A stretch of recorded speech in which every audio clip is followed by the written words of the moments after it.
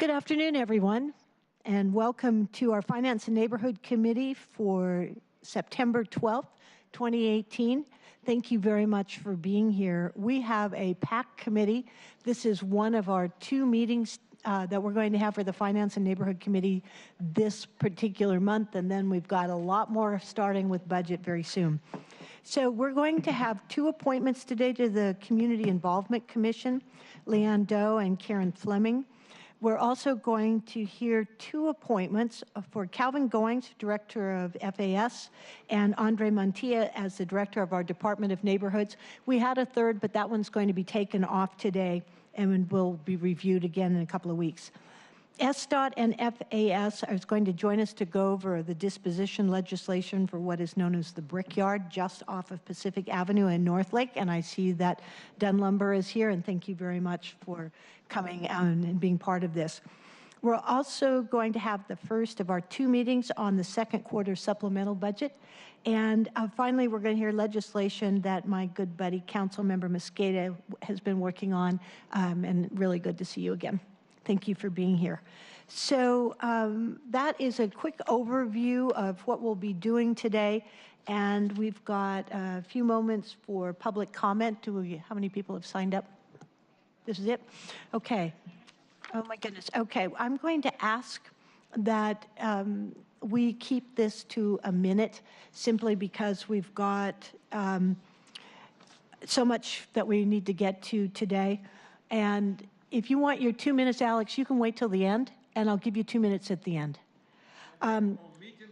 Blake Trask, John Stewart, and Mike Dunn. And I'm going to ask if you can to try to keep it to a minute. Hey, Blake. Hi, how are you? Well, thank you.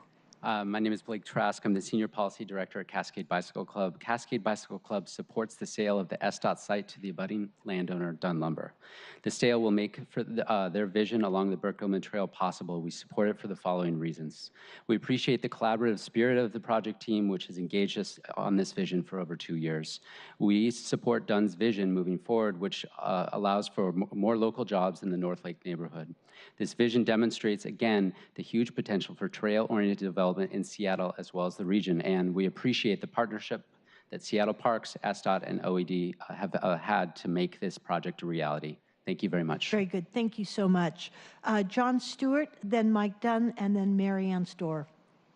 Thank you. John Stewart with Feet First, and I'm just going to echo Mr. Trask's. You can pull this up if you want to stand still. Is that better? Yeah. To echo Blake's comments, we're also very supportive of this proposed sale and the project for all the reasons that he stated, quite eloquently, actually. I think trail-oriented development is something that we would love to see more of across the state. Seattle has a great opportunity here to lead. This project has had an amazing collaborative process, which we're really grateful for. It's wonderful to see private sector development working that way.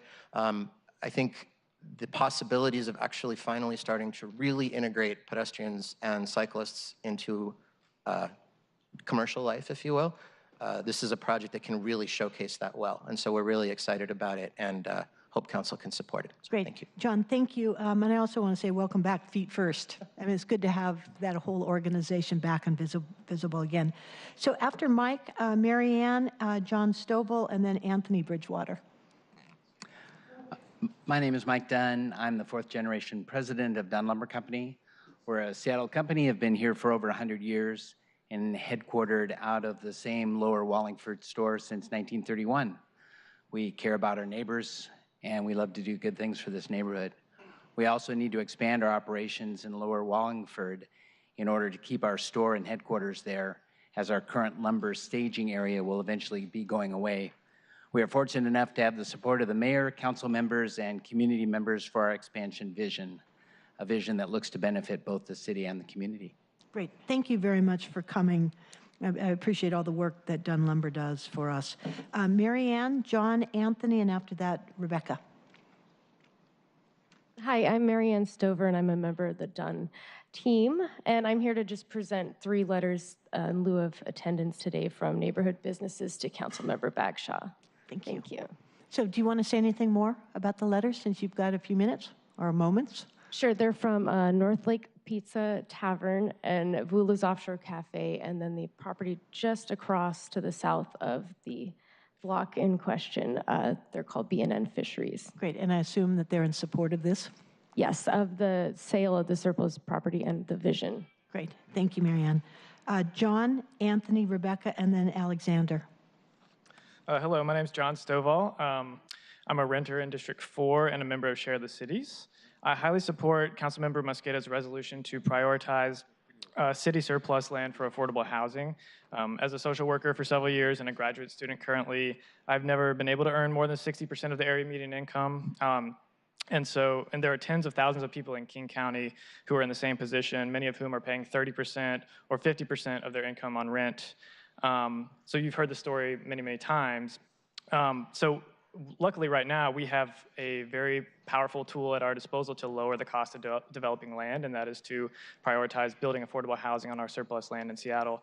So I just encourage all of you to vote and pass this resolution. I also just want to leave us with a parting note that it would be great if the Department of Financial and Administrative Services was known throughout the city as a department that creates affordable housing solutions and not for sweeping people around the city. Thanks. Thank you, John. Anthony, Rebecca, Alexander. Good afternoon. Good afternoon, council members. My name is Anthony Bridgewater, and I'm with Enterprise Community Partners.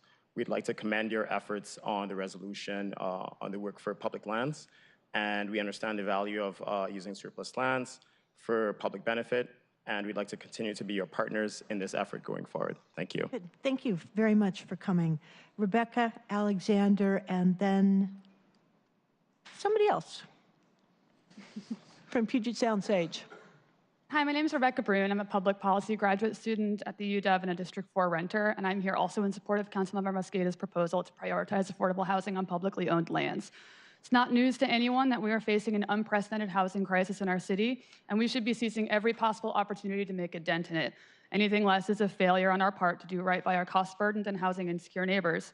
This proposal is an easy win. High land costs and truly anachronistic zoning restrictions mean these opportunities to create new housing, especially deeply affordable housing, are severely limited. We still have 12,000 people sleeping outside, and we still have hundreds of thousands of cost-burdened households in Seattle, mine being one of them. These problems are not inevitable, nor are they unfixable. Councilmember Mosqueda's proposal is a strong sign of leadership on housing solutions, and I look forward to seeing the rest of the council follow her example. Thank you. Well done. Thank you. Alexander, and then the individual signed it. It looks like first name G, last name P, and it's from Puget Sound Sage. Hi, my name is Alexander Froelich. I'm a resident of District 7. I'm co-chair of the Committee on Homelessness at the American Institute of Architects and chapter steward of the Seattle Architecture Lobby, a labor advocacy organization for our profession. While neither of these organizations have yet endorsed the proposal that's on the table today, I've spoken with many individuals who are supportive. The Architecture Lobby in particular is concerned with workers in our industry and also the needs of working people across all industries. Just want to make 3 quick points today. That one, first, in support of Councilmember Mosqueda's efforts to legalize the use of surplus lands for things other than the sale to the highest bidder. Second, to urge you all to make good on these efforts by halting the sale of the Mercer megablock. And third, to support alternative forms of affordable housing development, guaranteeing housing affordability through keeping land within the public trust. Thank you. Thank you, Alexander. Okay, and then after our Puget Sound Sage friend, we're going to have Hoden Hassan and then Mr. Zimmerman. Hi. Good afternoon. My name is Julia Pasciuto. I work for Puget Sound Sage, and we're in the middle of a displacement crisis. Puget Sound Sage and our coalition partners in South Core have been working over the last 4 years to create a framework to mitigate and prevent displacement of communities of color and low-income communities from our city. Publicly owned land is a critical resource to address displacement and ensure housing affordability. We commend this committee and the legislation brought before you today by Councilmember Mosqueda that makes affordable housing and other community development the #1 priority for publicly owned land. When it comes to solving crises of the scale we're seeing today, the means are just as important as the outcome, which is why we're thrilled to see strong alignment with the city's equitable development initiative in both the procedures themselves, as well as intent to amend the city's administration and finance plan next year to align with EDI priorities. We look forward to working with OBCD, Office of Housing, and Council to further align this plan with these objectives. Very good, Julia. Thank you. Hodan, then Alex, then Marguerite Richard. Nice to see you. Nice to see you too.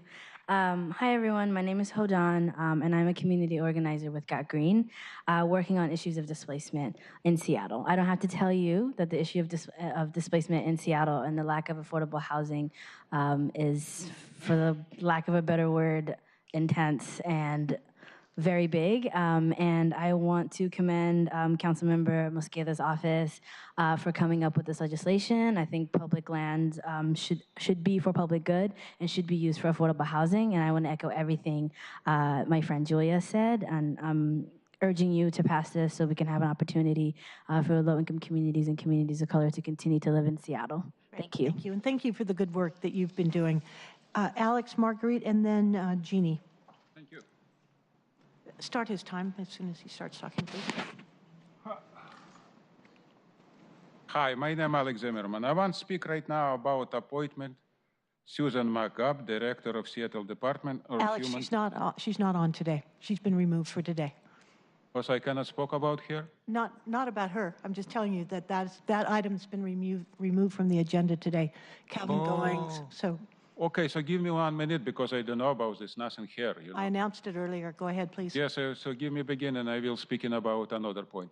We appoint right now Calvin Going, Director of Department of Financing and Administrative Service. I think a new director will be much better than before because it's crook what is before. I spoke with him a few times for the last 4 years about 8 my trespasses for 900 days. What is involved? Mike Ashbrook, who violated pure constitutional right separation of government. He's a crook.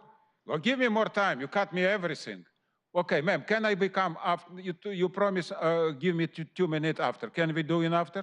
2 minutes? You get a minute afterwards. Marguerite Richard? You promised... you just had a minute like everybody else. Please sit down. No, Marguerite? but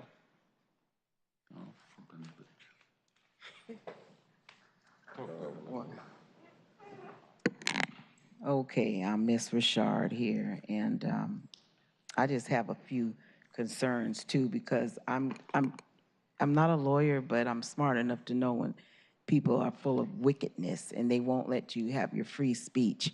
And when he was speaking of Fred Podesta, he was talking about the area in which this new gentleman is supposed to be taking over. And we've already had some egregious circumstances involving the Department of Finance and Administration. Another one is Krista, what's her name, Warner, that deals with risk management complaints, such as not following through the investigative process that controls her. So that means that everybody up in that office is going flippity-flop like a fish out of water, and we cannot have that because just like the people are talking about social justice and you have a toolkit, but you're not enforcing anything. Thank you very much. Janine, Louise, and Ollie.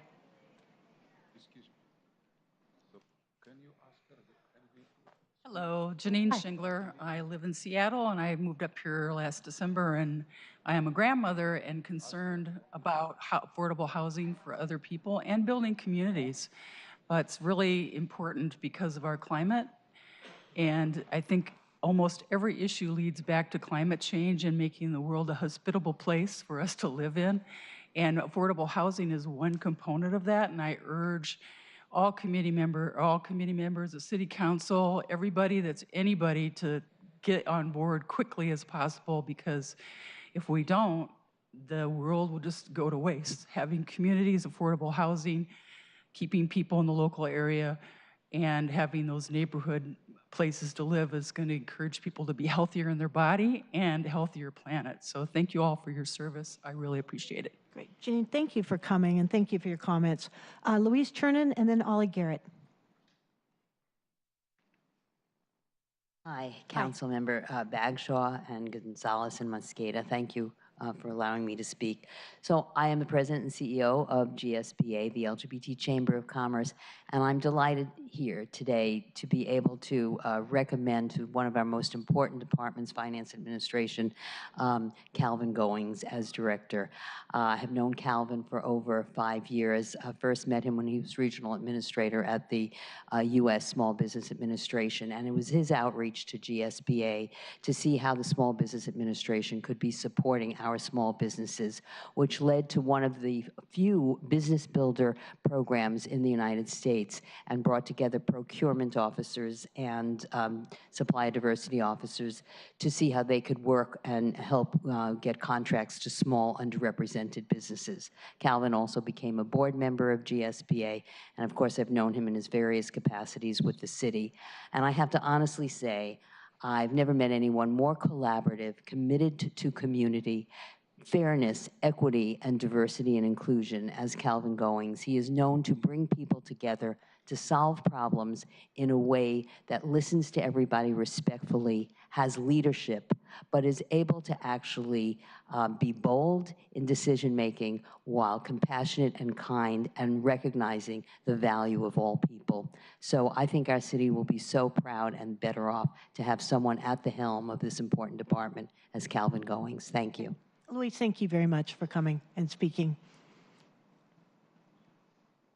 Good afternoon, council Hi, members. And I want to just echo everything that Louise just said. I met Calvin when he first joined SBA back in 2010. And the first thing in discussing what can be done different at SBA to help the minority community and the underserved.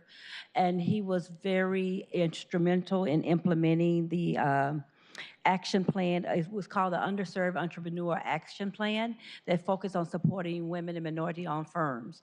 When he joined City Light, I think within the first week on the job, Calvin reached out to Tabor, and I think I said I'm president of Tabor 100. But he reached out to me on behalf of the members of Tabor 100 to say, what is it that I can do or we could do different at Seattle City Light to improve inclusion and relationships with the women and minority-owned business. Within 1 week of getting this role, Calvin reached out and I met with him for the same type of discussion on inclusion and what he could do different to help women and minority-owned business in the city and in that department. I think Calvin, as I said, I echo Louise, is going to make bold moves, bring new changes. He's not going to go with the status quo, the way things have always been. So I am really looking forward on the continued relationship and working with Calvin in this role, and I hope that you confirm him today. Thank you. Thank you very much. I appreciate that. Ollie's the last speaker that we have signed up, so I'm going to move into our first item of business. And I think Danielle Friedman from Department of Neighborhoods, would you like to join us and bring your candidates? And we have the appointment of Leanne King-Doe as a member of our Community Involvement Commission, as well as Karen Kubo-Fleming. Alex wants confirmation that he gets submitted at the end of the meeting. I know. I told him I'd do it. And we'll turn off the TV cameras. He was confused if it was now or later. Hi. Would you, yeah, please read them in. Thank you. Appointment I know. number 01072, appointment of Leanne Kim-Doe as a member of the Community Involvement Commission for a term to May 31st, 2019. And item number 2, appointment number 01073, appointment of Karen Kubo-Fleming as a member of the Community Involvement Commission for a term to May 31st, 2020. Welcome. And would you like to do introductions? I'm Danielle Friedman from the Department of Neighborhoods. Hi, my name is Leanne Doe. I'm Karen Kubo-Fleming. Nice to have all of you here at the table. Danielle, do you want to kick it off?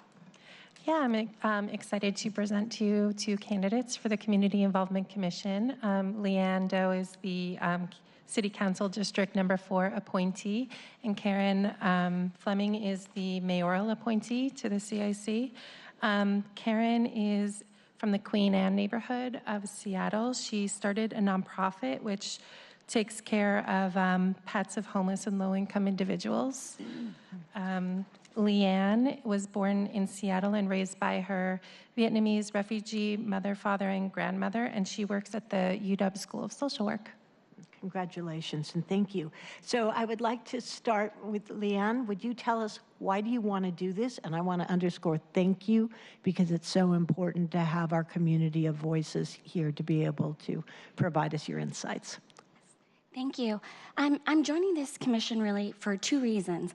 One, I've always wanted to support this city and be involved in a commission. I was on the Seattle Pedestrian Advisory Board in the past. As a lifelong Seattleite, I've gotten to witness the city evolve and change over 3 decades, and I really look forward to being a part of the vision for the future. And I was waiting for the right commission to come around again. It's been over about 11 years since I've served on a commission. And when the announcement for this one came forward, it was exactly what I've been looking for. A commission that would be really intentional in how it brought people together to do the work together of making the city more inclusive and finding ways to engage community members. So I'm here because I want to be a part of what the city's doing, and here because I like what I see the city aiming to do. Nice. Thank you very much. Karen, do you want to speak to us?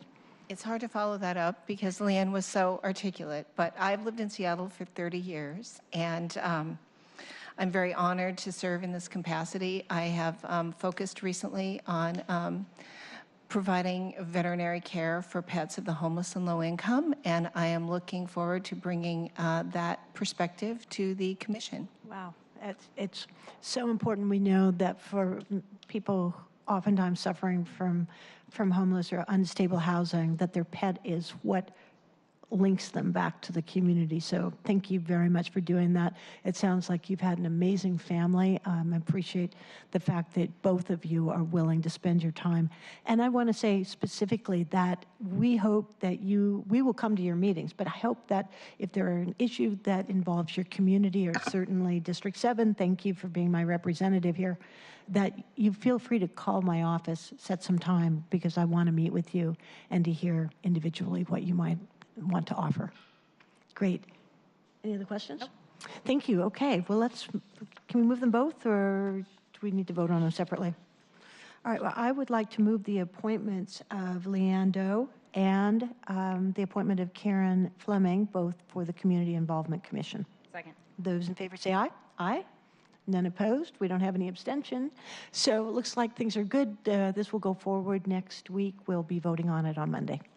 Thank you both very much. Appreciate your coming today. Okay, we've got the next appointment of Calvin Goings. Would you like to read that in? And I'm going to invite Mr. Goings plus, I don't know if Mike Fong is, yes, Mike Fong is here. Okay.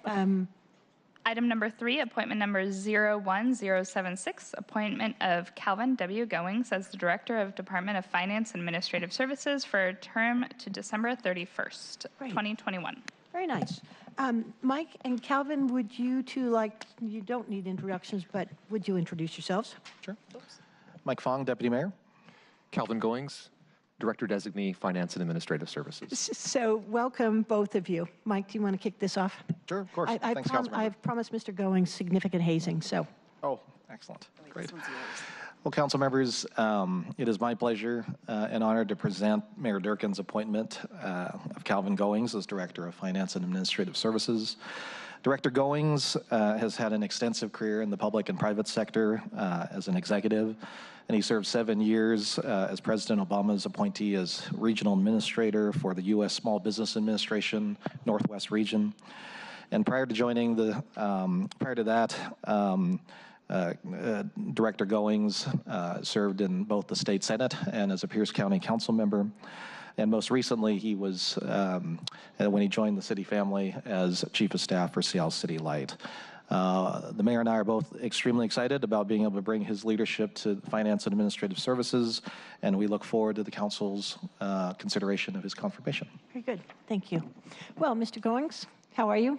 Well, thank you. Thank you. It's lovely to have your fan club here today. And just for the benefit of my colleagues, that Calvin and I have worked together in a number of capacities. Once when he was SBA administrator, and then also he is a member of Belltown as a resident there, and it's great to be working with you.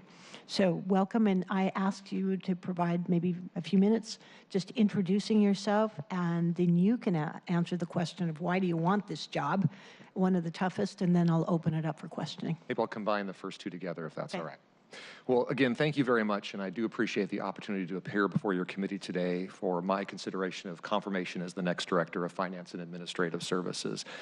Senior Deputy Mayor Fong, thank you for your kind introduction this afternoon.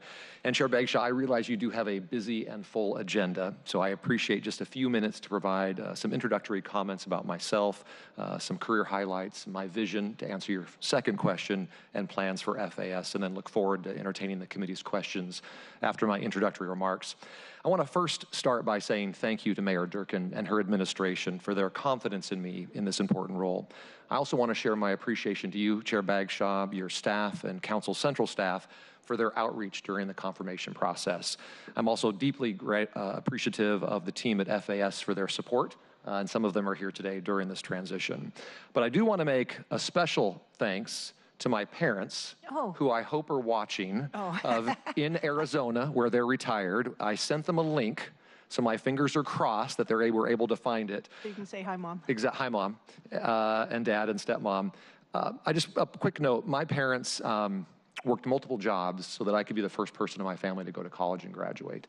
My father is a retired member of Teamsters Local 117. My mother, a retired member of UFCW 367, and my stepmother is a small business owner. And I believe in life you stand on the shoulders of the people who went before you and helped you. So I'm incredibly grateful to them and the opportunities they've provided to me. I also want to acknowledge and thank my son, Will, who left class early today. I think we can get a note from the chair so that it'll be okay for class. As long as he doesn't miss swim practice. Exactly. Right?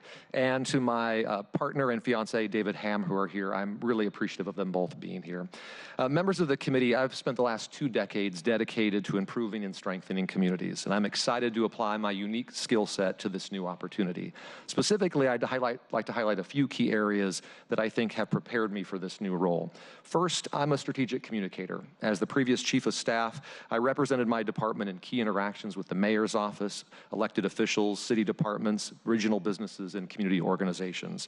I'm a collaborative leader. As was mentioned, as a member of President Obama's economic development team for 7 years, I led the U.S. Small Business Administration here in the Northwest, where we focused on economic empowerment and inclusion and expanding SBA support to women-owned, new American-owned, LGBTQ-owned, and minority-owned small businesses.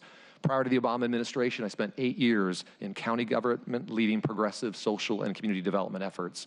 In the private sector, I led the statewide Washington Credit Union Foundation, which empowered cooperative financial institutions to actively engage around income inequality and economic independence, specifically in communities of color. And I'm a community activist. Outside of work, as was mentioned by Louise, have worked as a member of the GSBA Board of Directors, the Belltown Community Council, a mentor for the University of Washington's MBA program, and others. My vision, to your second question, for FAS is that we will be a timely, responsive, and efficient service provider to our internal and external customers in the city, while reinforcing the principles of a safe, respectful, and equitable work environment. To that end, I've identified 5 key areas that my team and I will be working on over the coming months. First, excellent customer service by breaking down silos and challenging the status quo and asking for continuous improvements on our operations. Second, a respectful and equitable workplace by promoting inclusiveness and fairness of opportunity for all employees. Third, continuous improvements and financial accountability by always pursuing efficiencies and innovations and a keen focus on preparing for the future. Fourth, economic opportunity through city contracts by setting firm, transparent targets and challenging city staff to continuously improve on prior work. And fifth, stewardship of city assets by right-sizing our fleet and developing a long-term vision for our real estate holdings. So look forward to discussing these issues today, but more importantly, as we collaborate together in the coming months. Finally, I'm a lifelong resident of the Puget Sound, and together with my fiance and my son, we are proud to be downtown residents living in Belltown. I trust that my demonstrated passion for this community will earn your support today for this important position of public trust. So thank you for your consideration, and I would respectfully ask for your vote today for my confirmation to be the next Director of the Department of Finance and Administrative Services. Thank you. Thank you, Calvin. I am certainly going to be moving forward, asking for my colleagues to support your appointment, but before I do, I'm opening it for questions. Do either of you have anything you would like to ask Calvin, or maybe you know him already? I already know Calvin. I had an opportunity to first meet Calvin in 2015 or maybe early 2016, right after I got elected, and just really appreciated your willingness to create connections where sometimes the connections might not seem so obvious. And we just had an opportunity to sit down in my office yesterday and talk for about half an hour about your vision and what you'd like to do and some of the things that I hope to see FAS do better, and had a really productive conversation with you, and I appreciated you taking the time, and I really appreciate your candor and your willingness to just want to get the work done. And I think you are one of the few people that has worked this long in government bureaucracies and still believes in getting results and doing it quickly and efficiently and collaboratively, and I really appreciate that. So I still have no idea why you want to do this job, because it's really hard. But I think that's exactly why you want to do it. So I appreciate your commitment to public service, and I think you will serve the people of Seattle very well. Nice, thank you. Councilmember Mosqueda. Thank you, Madam Chair. I look forward to sitting down with you. I'm sorry we weren't able to do that earlier today. And I just want to say, as someone who hasn't had the opportunity to work with you very much, I have heard a lot from folks who have had the opportunity to, and you come highly recommended. One of the things I was going to ask you is actually something that Councilmember Gonzalez just mentioned, which is, why do you want this job? And well, we joke about, why would you want this job? Many people say that to us too when we ran for office. So it's a challenge, and yet we learn something new every day, and the opportunity to make a positive impact on people is something I think we probably share in common. But wondering if you want to elaborate a little bit more on the vision of the issues that you'd like to take on at FAS, and how you plan to use this cohesive style of leadership that we hear a lot about from your references and Councilmember Gonzalez's comments as well in tackling these really tough challenges that are in front of us in this city. Thank you, Councilmember, and do look forward to getting to work with you in the future. FAS is a critical department, and I've seen that firsthand working as a city employee, but now 14 days in the chair, I've seen that firsthand. They do amazing work for the city. FAS really is the glue that keeps the city together. And in those short days, I've had a chance to visit 8 work sites already, visit all 5 floors in the SMT, and probably meet about 150 people. And what I hear over and over again is the important work that FAS does and the collaborative approach that would really help push FAS forward to do even more creative work. And that's really what I'm committed to.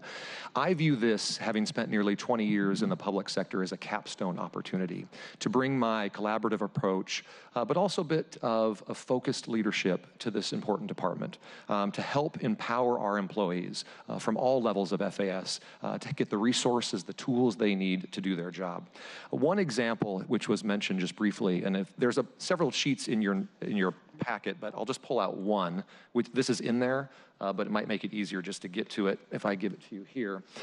This one piece of paper kind of encapsulates who I am and what I'm about, and how I believe in working cooperatively with all parts of our community. So after coming to SBA in the depths of the recession, and I think history will record that the leadership of the administration, President Obama, did, with lots of help from lots of people, prevented the U.S. from sliding into another Great Depression.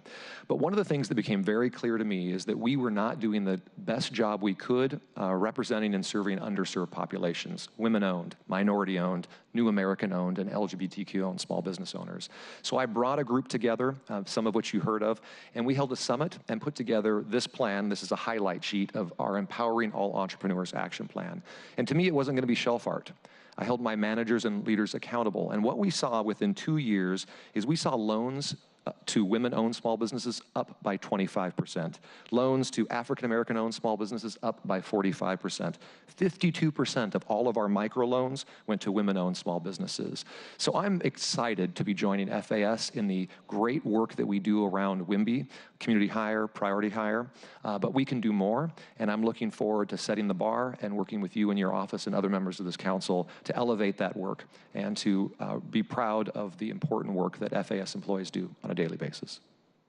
I mean, I think the skill sets that you just described through the work that you did at SBA are critically important and relevant to the work that FAS does, being the main administrators of our prevailing wage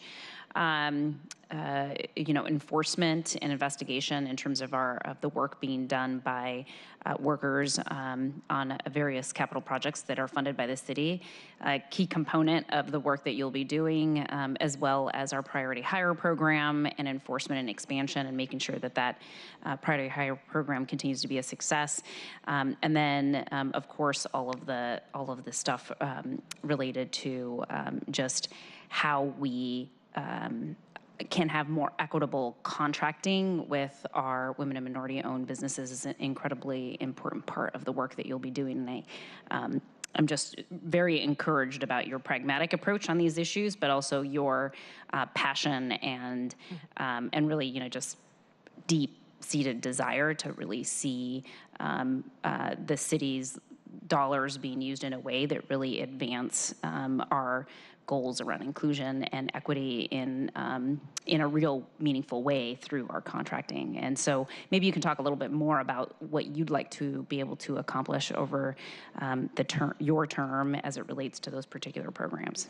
Another example of the work we did at the Small Business Administration, which I think has, again, another parallel here, is in the federal government, there is a set-aside requirement for women-owned, New American-owned, minority-owned small business contracts of 23%.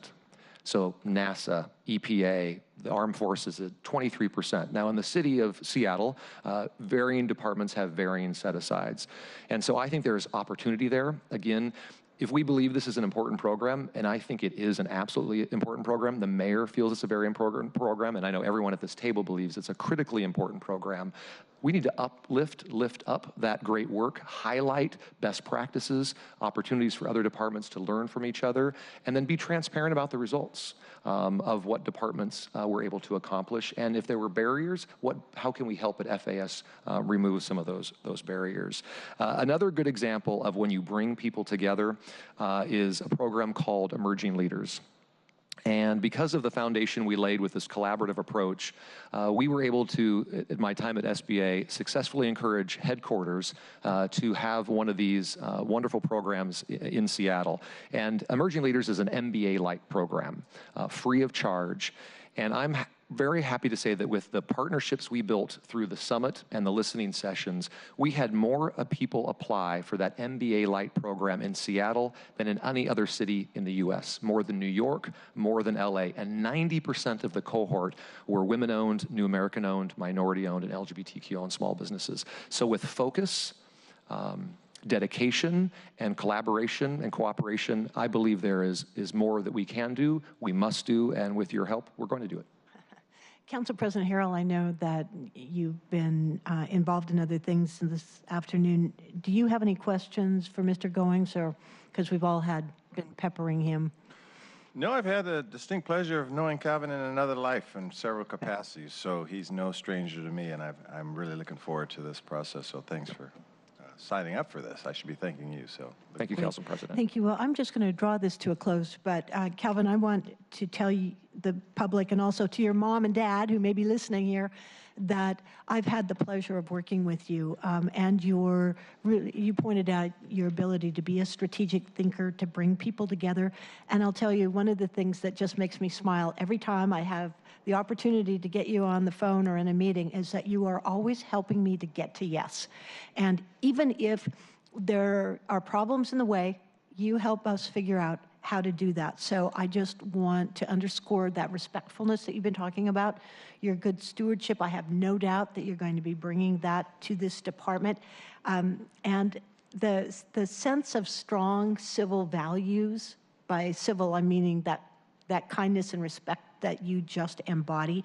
I believe, frankly, that the tenor that we want to establish here in the city is done by people at the top like you, like Mr. Fong and our mayor and my council colleagues who are bringing people together, and we have common values, and those values are not only to get the good work done, but to do it in a way that is inclusive. And I have all the reason and good faith and the history with you to know that that's going to continue. So thank you. With that, then I would like to move forward with the nomination of Mr. Calvin Goings here for the Director of the Department of Finance and Administration for a term that is going to go through December 31st, 2021. Second. All those in favor say aye. Aye. None opposed, no abstentions. Things are good. Thank you very much. This will come forward to the full council next Monday. Thank you. Thank you. Congratulations. Thank you. And Mike, thank you very much for coming and participating in this.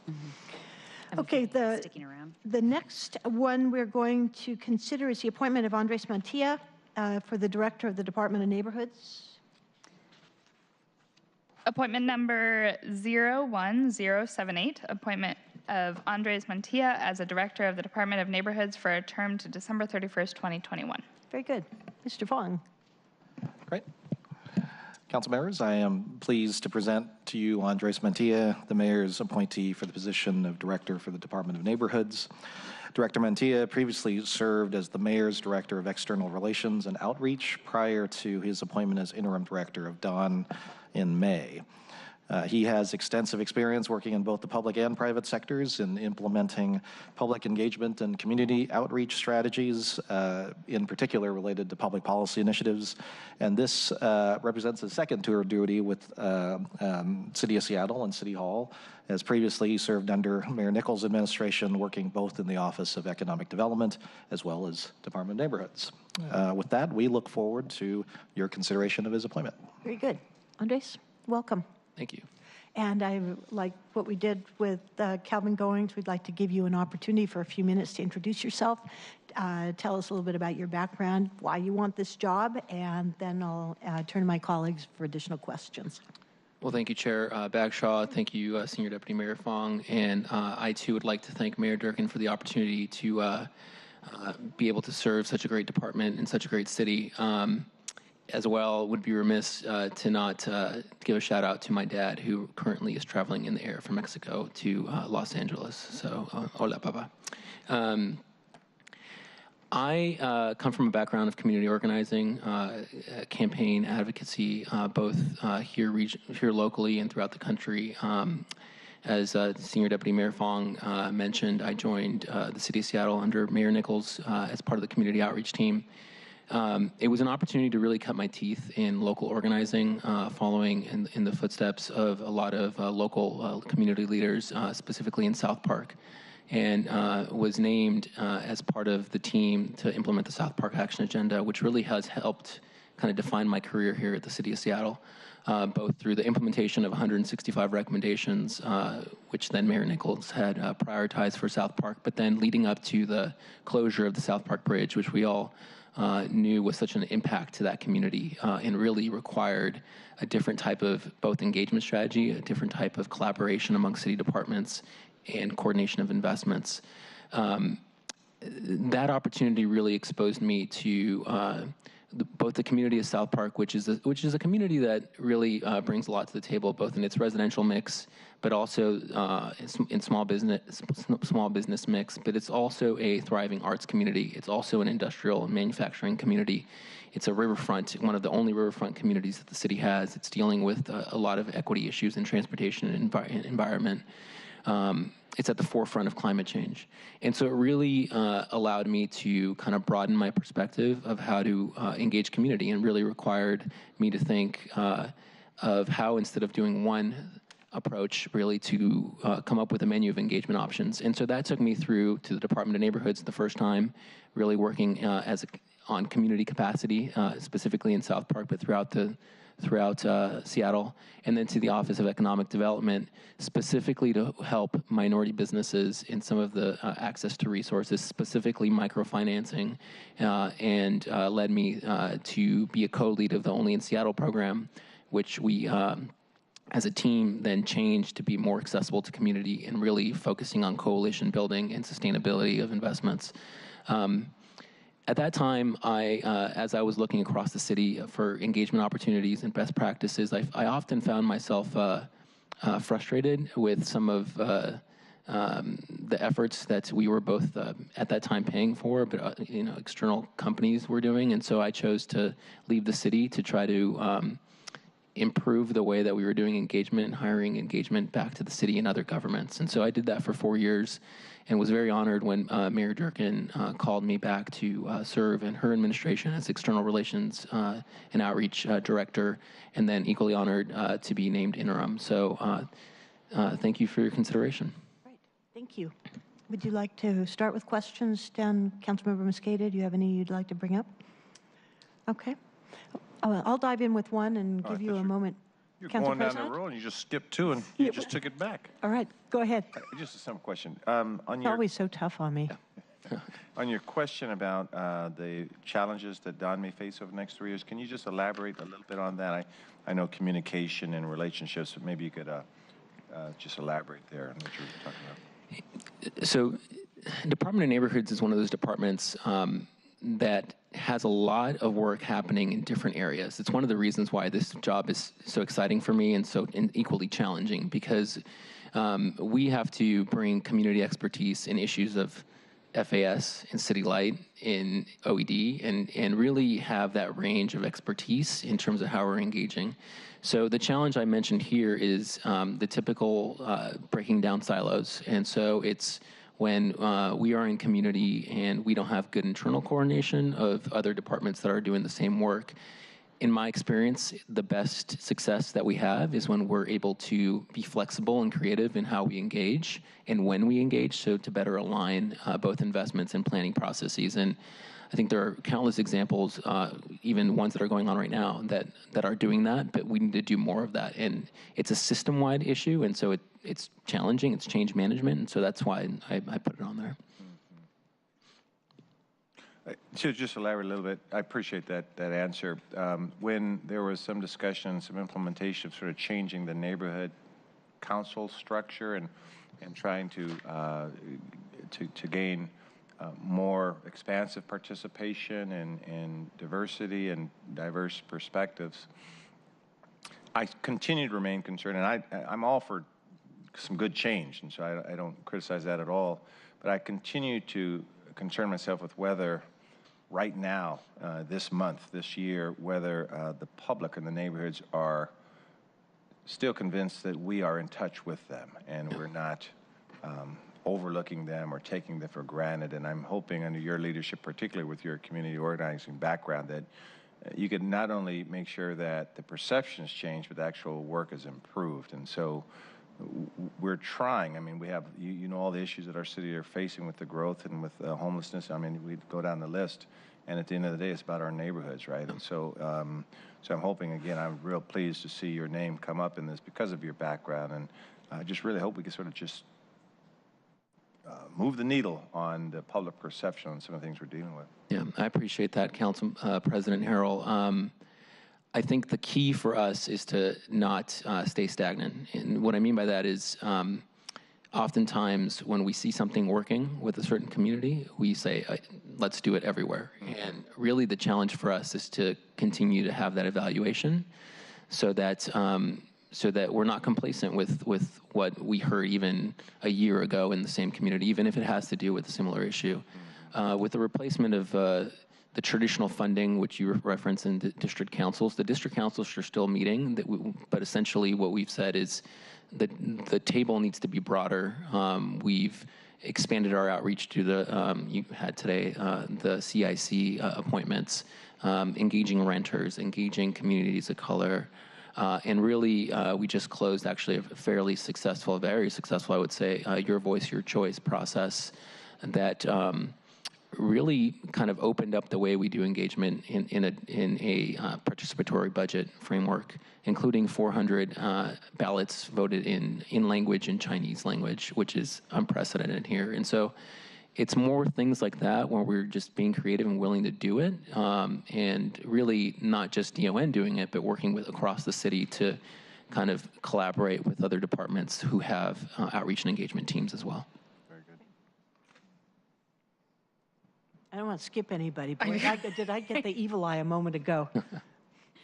I was going to ask a question about housing affordability and Don's work in that space. I think, you know, one of the things that we see around the mandatory housing affordability program in particular is sort of an inconsistency in understanding what that program would actually do and bring to a particular neighborhood as it relates to additional affordable housing or additional density that would then lead to affordable housing, either on site or somewhere else.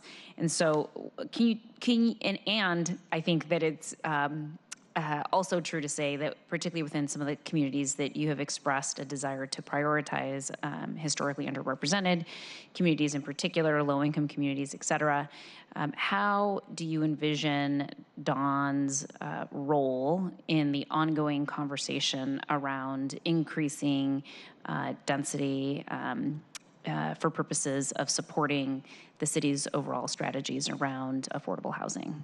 Yeah, thank you for the question. And I guess I'll answer.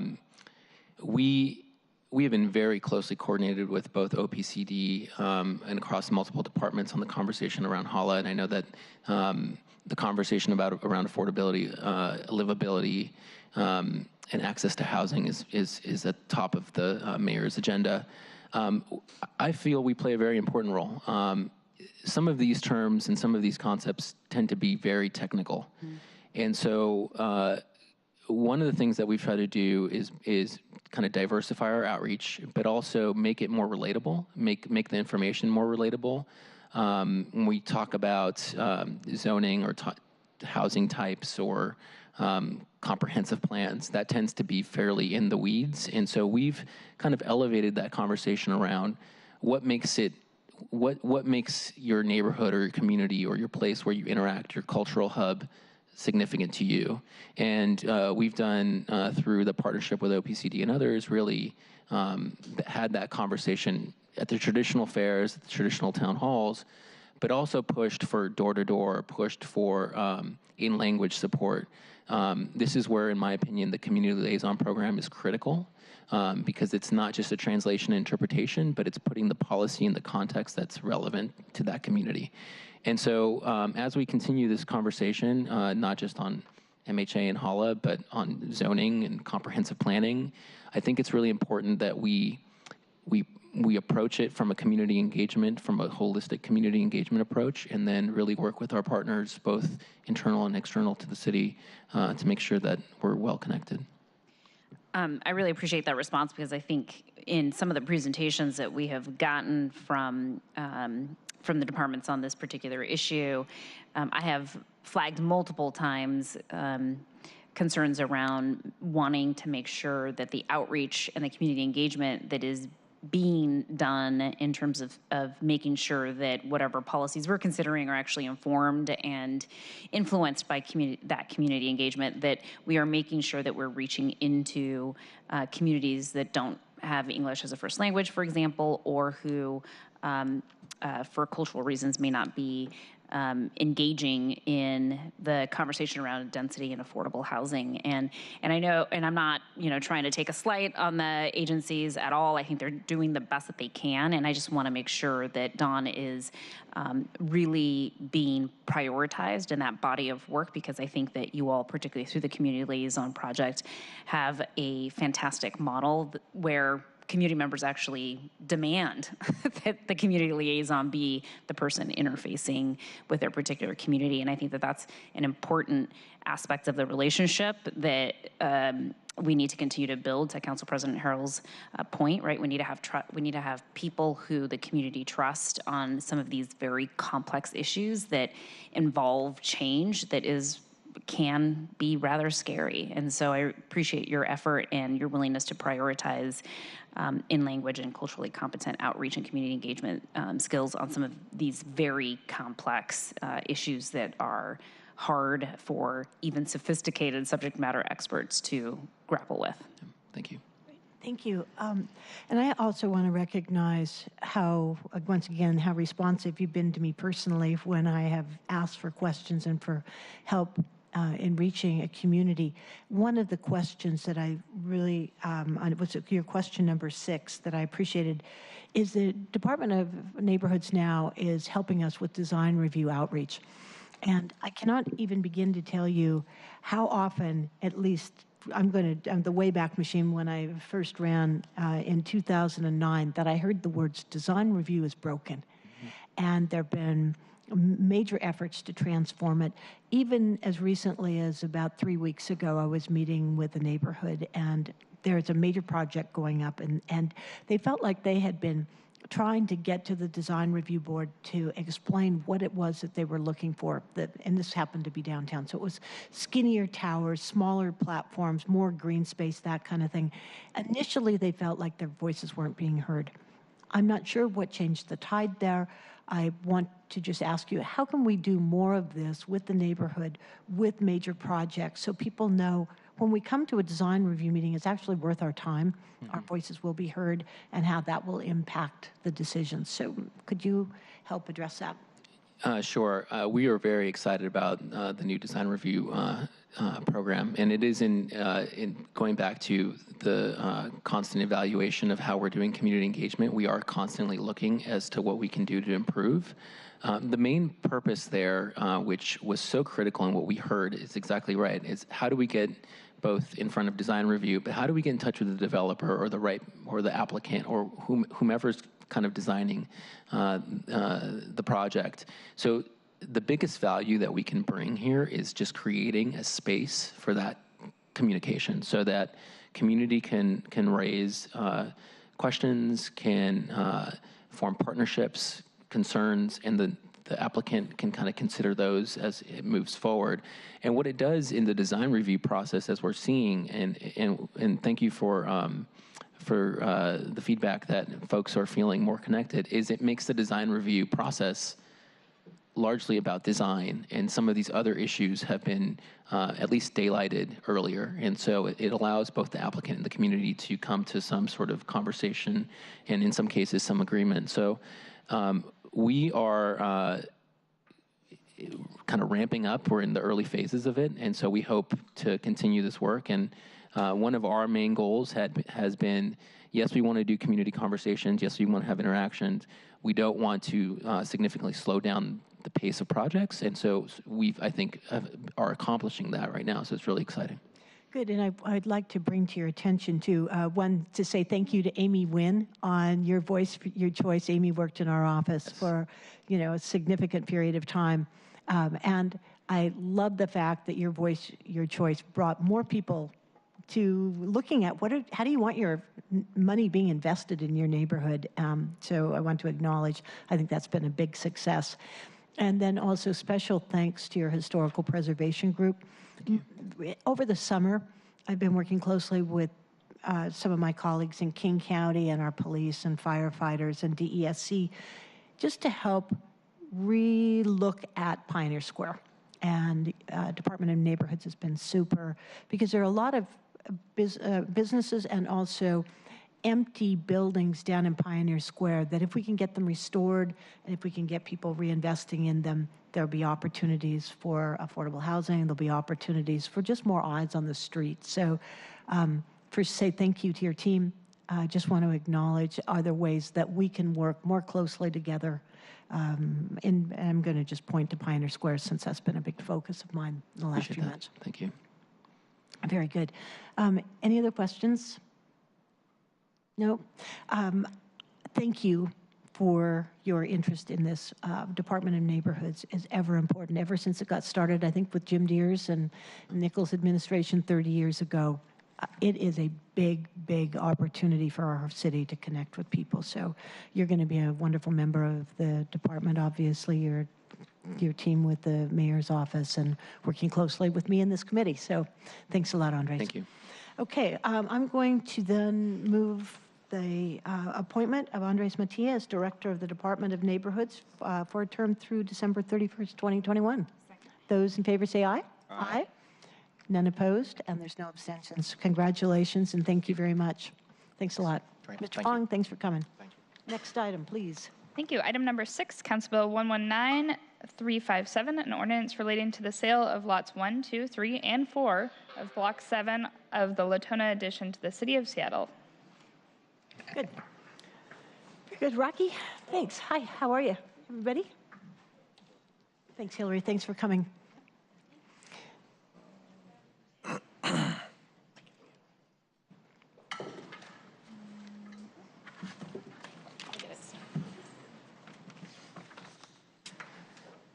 right. How about, Rocky, why don't we start with introductions down on your end? This is the Dunn Lumber property, the one we've had some good public testimony on. It was actually a late add to this particular agenda. I want to say thank you, Mr. Hempelman, for bringing this to our attention. And Rocky, do you want to get started? Yeah, Rocky DeHura, Office of Economic Development. Hillary Hamilton, Finance and Administrative Services. Sam Spencer, Seattle Department of Transportation. Great. Thank you. All right. Who's kicking this off? I'm going to kick off, all right, but everybody's got to roll. So we are here to talk to you about the sale, potential sale of a property that is under the jurisdiction of the Seattle Department of Transportation, commonly known as the Brickyard, and we can tell you why in just a moment. A quick overview.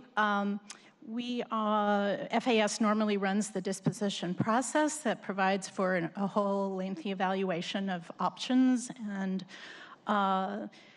considers a number of criteria set forth by the council. This is a property that's located in Northlake. It's very close to Dunn Lumber. It's close to the Ivers Salmon House, and there's a large City Light electrical distribution center there as well. The lot's about 15,000 square feet. We'll spend more time as we move along about the proposed transaction, but the sales price would be not less than $2.575 million.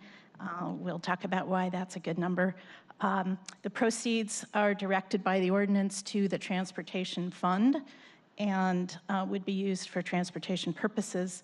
The recommendation put together by the departments was to engage in a negotiated sale with Dunn Lumber for reasons that we'll fill you in on.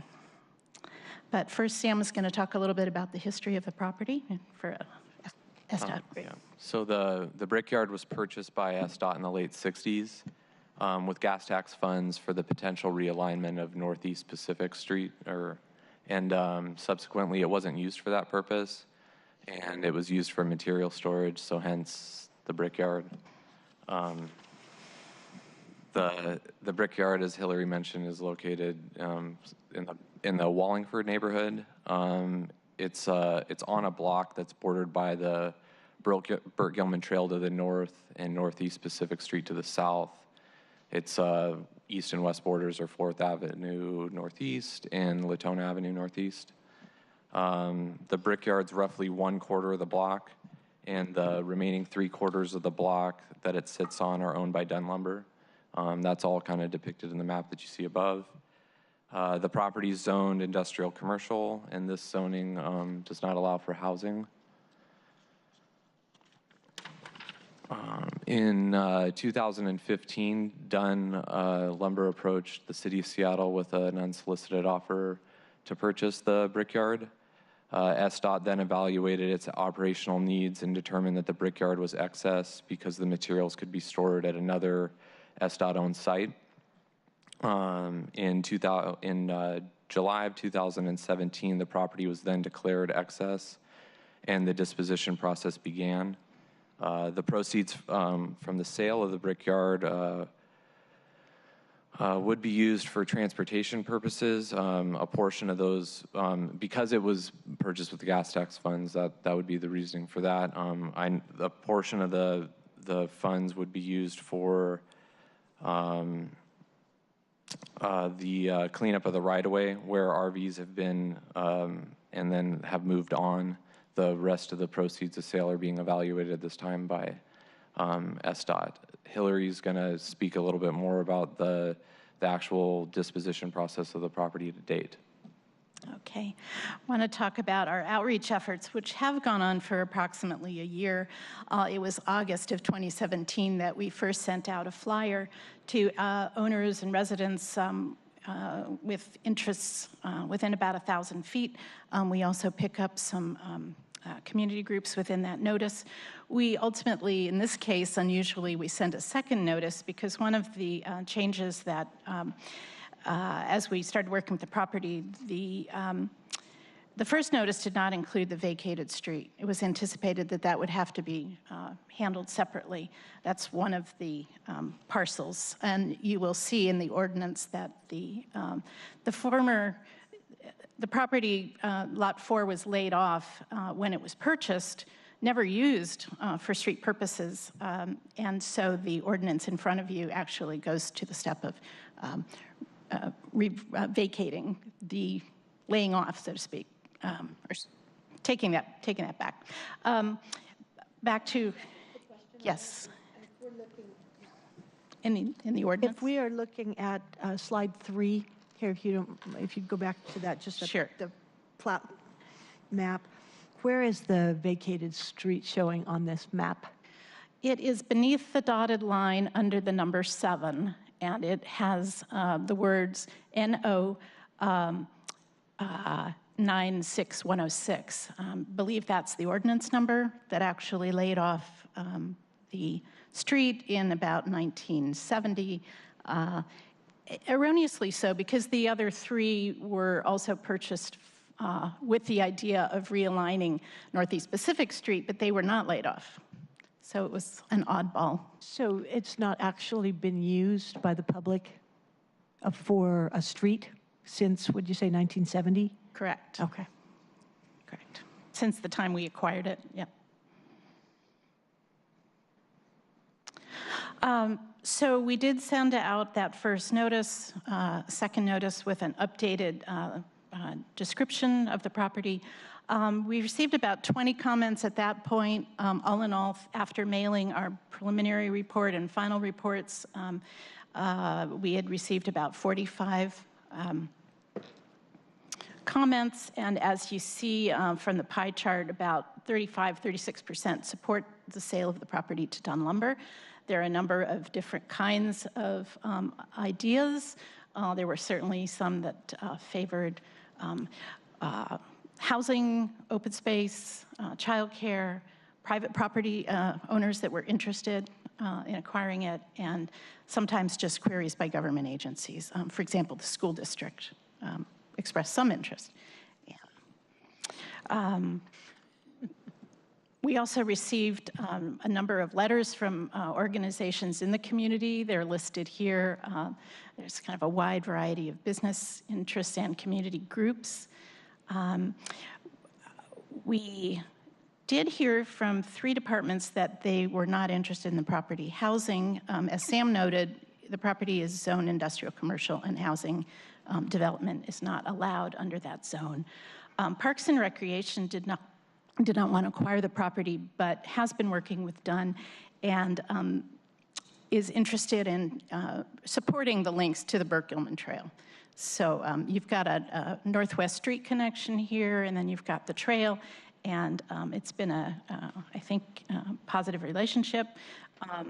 Is there any impact that this property sale would have on the trail? It looks like the trail is to the north of it, and it's not going to be impacted. It's to the north, and there's also a topographical distinction. So just on the city property, there's about a 20-foot elevation gain between the current access to the site and then the trail. So I think that potentially Dunn's development has the potential to create some multi-story access for pedestrians and other people. So it'll be positive, but not directly connected except by the street. Right. It's not going to negatively impact. Obviously, if you've got Cascade Bicycle Club and Feet First showing up supporting it, they've done their homework as they always do, but feel that this is going to either contribute to or at the very minimum not detract from the Burke-Gilman as we know and love it. Right. I would add that Parks is here in the audience today in support of the sale also, and look forward, as we all do, to improvements for access to the trail. Max Parks Jacobs. is here. Max is here. Okay. Thank you. Thanks, Max. All right. Thanks, Max. One final slide about outreach, specifically just commenting on the support of the Wallingford Community Council. And they raised 2 points in their support letters, and they see this as an opportunity to strengthen the connection to the trail and to connect the trail and the waterway. And they also saw some potential for an urban rest stop, which A lot of bicyclists will be thankful for, I'm Rest sure. stop as in, I don't have specifics, but generally that would refer to an opportunity to use facilities. okay. And they're talking about that inside or putting a porta-john on the outside? I can't say. All right. I don't know. Anybody know? Mr. Hempelman knows. You want to speak? You use a microphone, sir. There's one here, there's one over there, whatever's.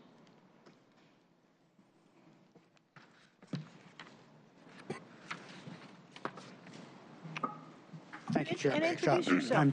I'm John Hempelman. I've been working for almost 4 years now with Dunn Lumber on community outreach and planning for this project. You know, it starts with the fact that Dunn Lumber needs to acquire this property to build a new lumber warehouse because they're going to lose the site where they currently unload the large trucks every morning. So that's the start of it. And they thought, since they're going to have this property, and it's got quite a topographic change in elevation, that they could build on top of the lumber yard and create opportunities for potentially a grocery store, maybe a bicycle shop. And as they get up, Chair Bagshaw, to the Burke-Gilman Trail level, the plan, and it's not settled yet, and we'll have to have an agreement with Parks and maybe with, come back here to see you, is to bridge over that gap, connect the trail to this development, and therefore there would be on the Burke-Gilman Trail portion of it, the public property portion of it, clearly designated public use opportunities that could then link like to the grocery store, the deli, maybe it's going to be a beer stube like we have to bike out all the way to Kenmore to find. Get so thirsty. So those are the kind of urban rest stops that we're hoping to put together.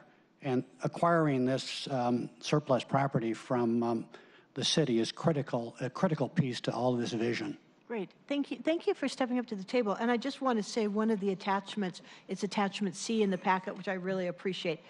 The Wallingford neighborhood plan, there is in the vision statement, is to really encourage within the community places where people can work and shop at a variety of local businesses and where those businesses can thrive.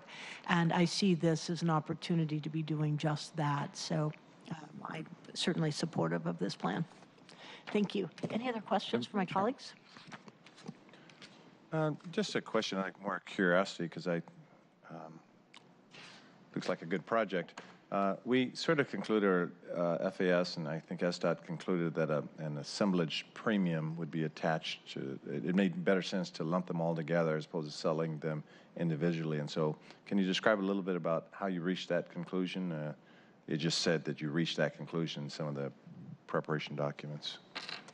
I think what you're referring to is the difference between the Lot 4 and the other 3 lots. Initially, there was thought that that Lot 4 needed to be vacated, but because, as Councilmember Bagshaw somewhat alluded to, it was not used as street right-of-way ever, never open to the public. Also, all 4 of the lots, including Lot 4, which is the one we're talking about, was acquired in fee title.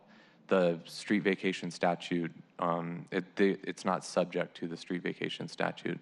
And so that was the reasoning in assembling them all. Also, there is some, increase in assemblage value to a adjacent property owner that owns the rest of the block. So that was some of the thought process that went into the sale. And do we know what SDOT, this goes into the general fund? This is all 4 lots were purchased with gas tax funds, and so the proceeds from sale need to be used for transportation purposes. Okay. Good. Any other questions, colleagues? Nope. Okay. Well, I would like to move passage then of Council Bill 119357. Second. All those in favor say aye. Aye. Any opposed? And no abstention. Moves forward. Thank you very much for all your hard work. Congratulations, Dunn Lumber. Thank you. Thank you. Oh, okay. They do support it. Oh, okay. Okay, very good. Good.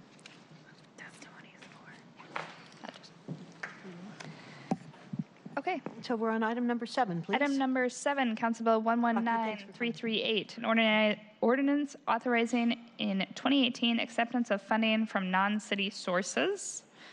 And I will also read in item number 8, Council Bill 119339, an ordinance amending Ordinance 125493, which amended the 2018 budget, including the 2018 to 2023 capital improvement program.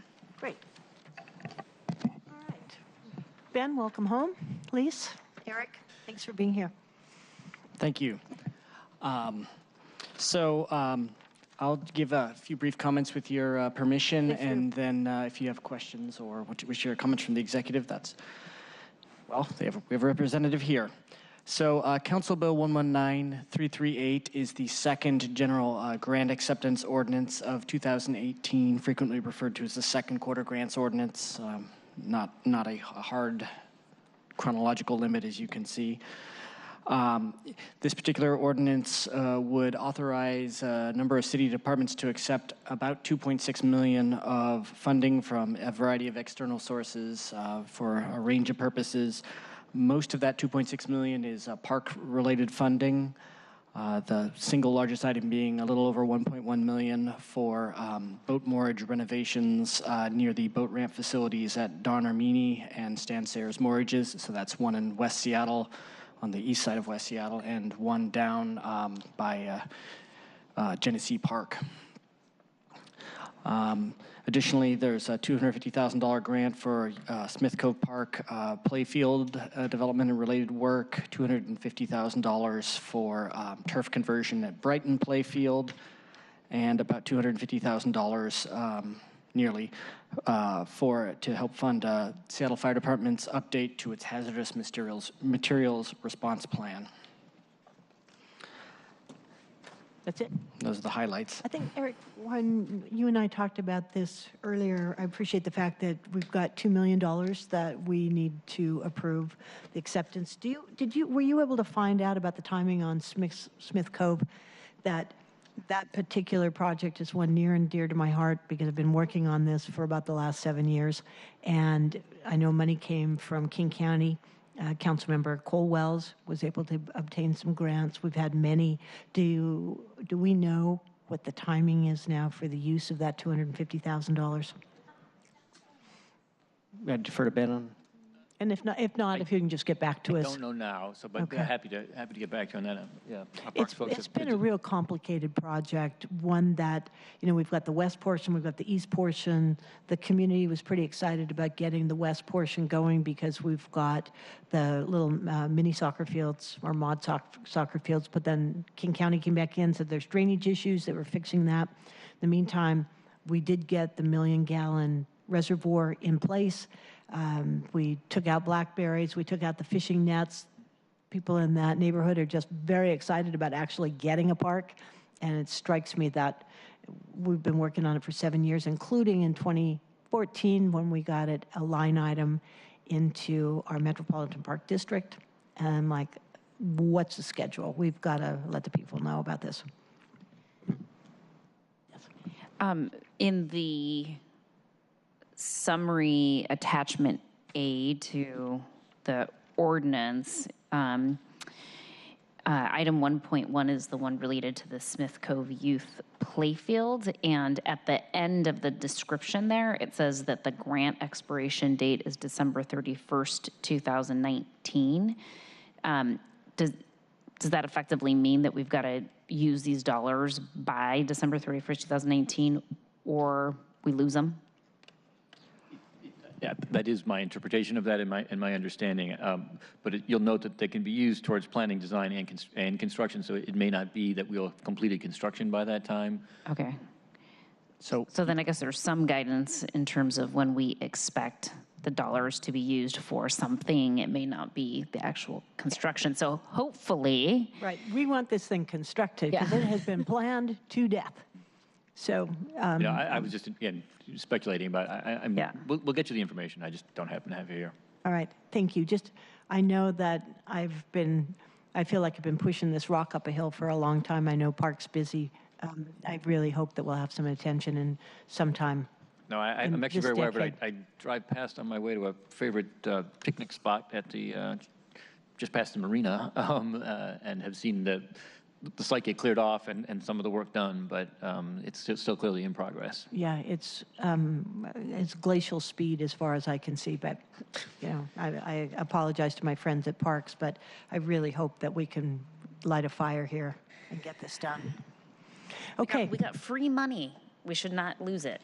So let's get it built. So any other questions on this? Is the second grant acceptance of 2018? No further questions? Then I'm going to move that we pass Council Bill 119. We'll come to the next one. We were not going to vote on it this time, and we didn't add it to the agenda There we because go. Eric recommended we have 2 meetings on the Thank you for Q2 that. supplemental. Thank you for the reminder. Okay, we're not voting on this time. We will ask you to bring it forth again. Is it going to happen on the 19th meeting? And maybe by then you can give me a schedule on what we're going to do about parks before the 2019 meeting. Thank you for the reminder. Okay. All right, let's move on to Council Bill 119339, which is our supplemental budget ordinance. That's correct. This is the second general supplemental appropriations ordinance of 2018. It provides for a net appropriations increase of a little over $32 million, of which a little over $12 million is general fund appropriation. And that includes about $6.2 million that is backed by other external revenues, including the grants that are accepted in Council Bill 119338. The largest single item by far here is the $15 million Judgment and Claims Fund appropriation. Sorry. We're just confirming we're not voting on this either. We're just listening, and we vote next time. So that's the Judgment and Claims Fund is used to pay for the cost of settlements and judgments against the city, also claims and certain litigation-related expenses. And I think we've heard for a little while now that the Judgment and Claims Fund has experienced some substantially higher than budgeted costs. And so we saw an additional appropriation in the first quarter supplemental. There were further appropriations provided last year. I think this $15 million appropriation is backed also in this ordinance by $10 million of new general fund money going in, but some of the expenditure authority there is backed by money that's already in the fund, so it's just the additional authority to use that extra $5 million.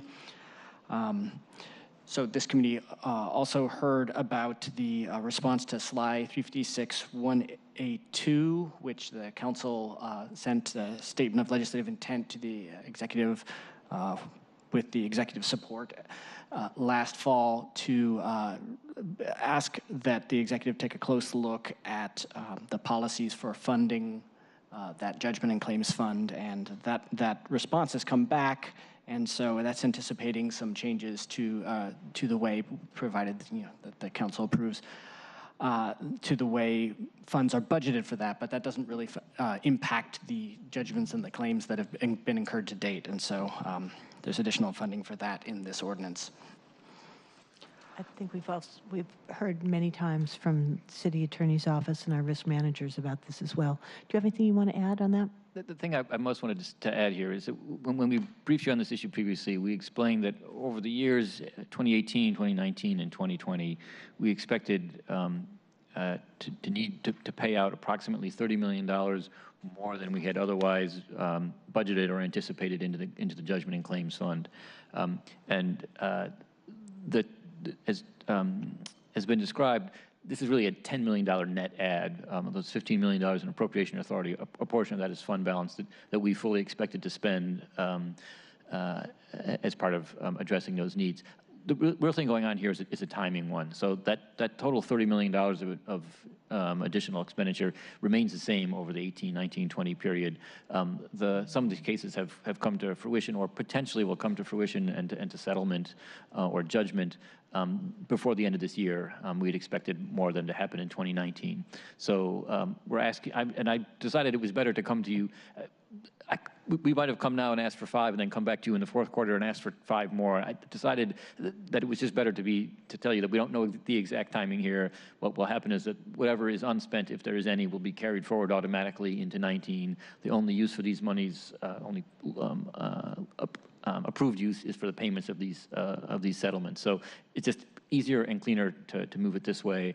But over the 3-year period, the total cost has not increased. So just say that again, because I think that's an important one. The total cost has not increased. Yeah, you will see in the I had anticipated bringing you when we brought you the biennial budget that there would be a $20 million ask into the judgment and claims fund. That's now going to be 10 because we'll have asked for this 10 now instead. Because again, one of the trickier things here is we have a sense of what the overall exposure is. The timing is another challenge, I don't know that it's good news or bad news, but their expectation from the law department is that some of these larger cases may settle before the end of this year, in which case we'll need the appropriation authority sooner rather than later. We are already building the budget with the expectation of needing to write these checks, if you will. That expectation doesn't change, just the timing. Do we have, and I know we've talked about this off and other meetings, but do we have within our risk management office, within your department, a team coming together to look at these cases to see, are there things that we can be doing, lessons learned from either cases or settlements? Do we have repeating kinds of claims? Can you just address that? We do. I'm candidly, it's work we could be doing more of and be better at. But one of the, Bruce Horry, the city's risk manager, is one of the individuals who's involved in regular meetings on both the status of individual cases and the dynamics around potential settlements. And part of those discussions include what was the underlying cause? Does this look like an underlying cause we've seen before? And then what, as a practical matter, if anything, can we do to mitigate those issues? I mean, candidly, both from a financial sense and also just from a public responsibility sense. Right. I mean, the financial payment is usually an attempt to compensate or mitigate, but everyone would be better off if there wasn't an incident to begin with, whatever that incident might have been. So I'm not sure that we have a meeting scheduled with risk management, but I think and maybe after budget, because we all have plenty to do between now and the end of November, but perhaps after budget, beginning of the year, Finance Committee, we could raise that again. And I know it's been a drum I've been banging for a long time, but just to know what lessons have we learned and what are we doing to avoid those kinds of liabilities, and how do we manage our risk so that we're seeing less of them. Great. Anything else? Colleagues, we don't have anything to vote on today, so if not, oh yeah, Councilmember Mosqueda. I see that there's some funding in here for shelter funding, and I'm just wondering if we could have clarification on whether that's overnight only or if that's enhanced shelters, if you have that information on you. I don't have it on me. Oh, so go ahead. I was going to say, is this reference to one of the capital projects at 800 Aloha, perhaps? Yeah, there are 2 new capital projects included that would be created by this ordinance, one of which is for the South Lake Union Fire Station. That doesn't include any additional appropriations. The other one is for is the Finance Administrative Services, and it is backed by a new $1 million appropriation in the Real Estate Excise Tax Capital Projects Fund, and that provides $1 million for design and site preparation and related work, as well as a hygiene trailer at 800 Aloha, and they are tiny houses, and that's what's currently envisioned by the project. And I haven't looked into that question specifically, but I believe the tiny house element implies that it's a 24-hour shelter. Yeah. That's correct. Now I understand which ones. Yeah, this is actually per state law for a limited time period. We're allowed to use real estate excise dollars in support of homelessness issues. We had to be a little creative about how to do that, and that's the application here.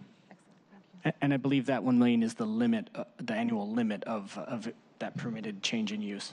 That's correct. In preview of the budget, we'll take advantage of that for 2019 as well, because it's available for that time period, but not for 2020.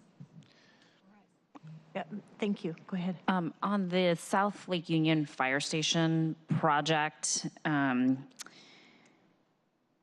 guess I'm a little confused about what action are we taking? What action are we going to take when this is before us again next week on this particular issue, if there is no additional dollars being provided. So what are we actually accomplishing here?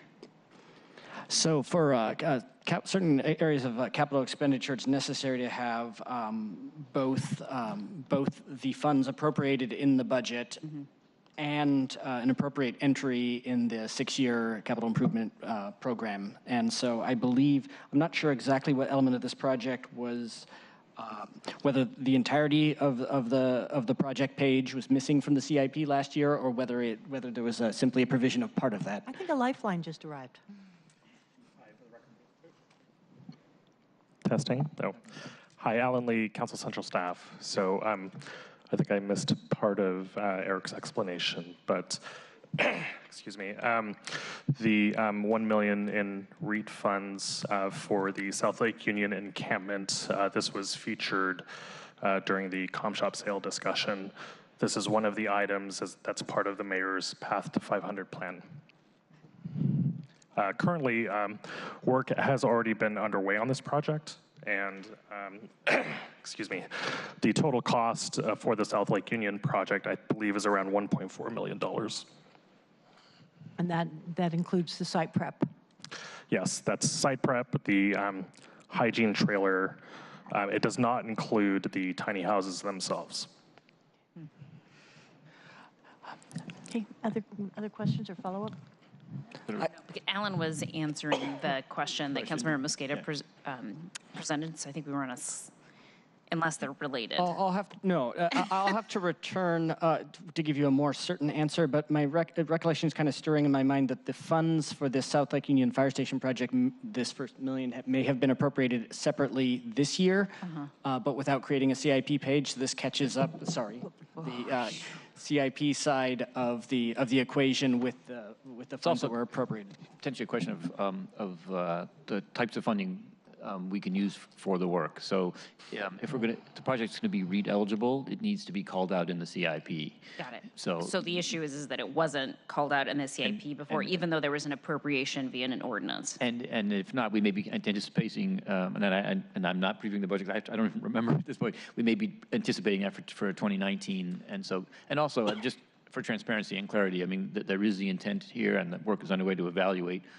potential sites for such a facility. So yeah, no, I appreciate it, because I know this is a high priority on Chief Scoggins' list in terms of making sure that we have a fire station for the Marine Emergency Response Unit in South Lake Union, given the amount of density and tourism increase that is occurring in that area. It's definitely been identified as a gap in inability to deliver effective and efficient services for the fire department. Yeah, just to highlight, a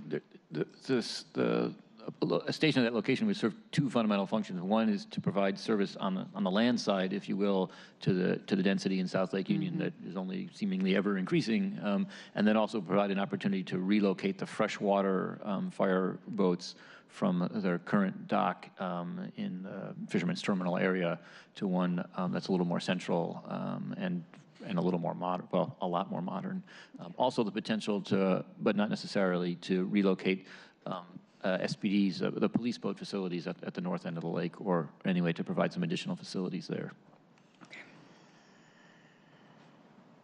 Other questions? And, I'm sorry, just to go back to the FAS shelter facilities, just to clarify, those 1 million, the appropriation of the $1 million of REIT funds,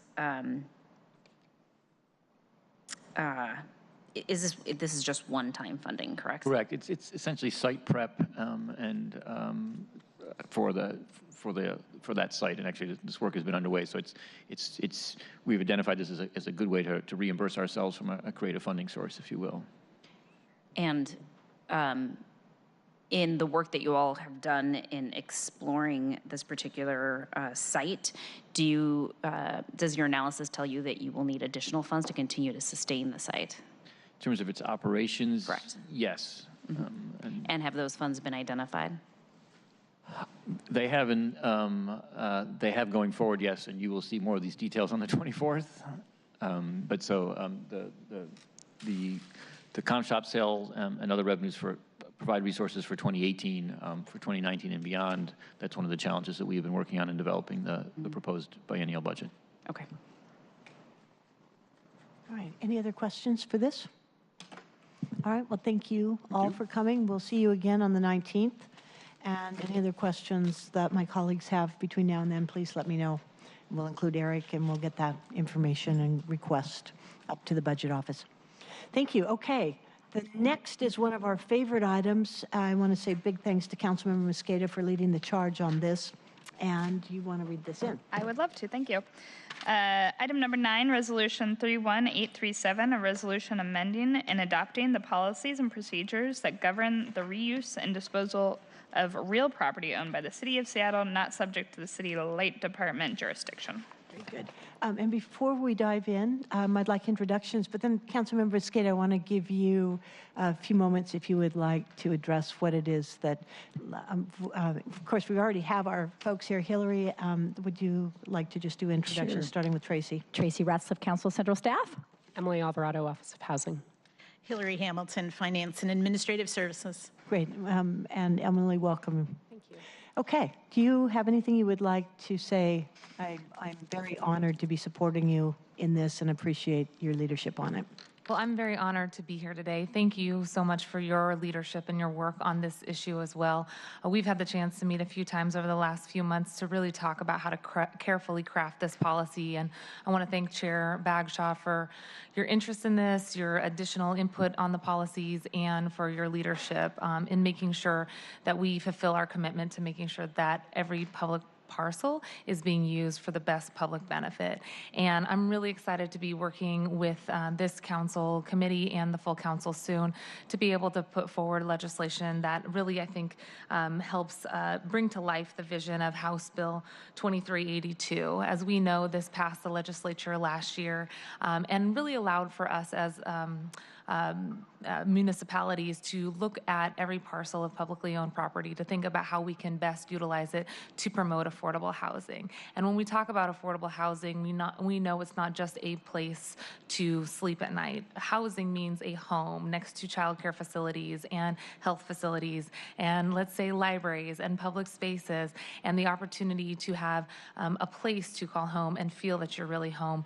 When we think about underutilized property, surplus property, and how we as a city can do everything that we can to create affordable units in our community, I think this piece of legislation and the direction that it lays out really brings together all of the best of Seattle, thinking about how we create affordable housing next to transit hubs, next to public services that will create greater economic opportunity for our community.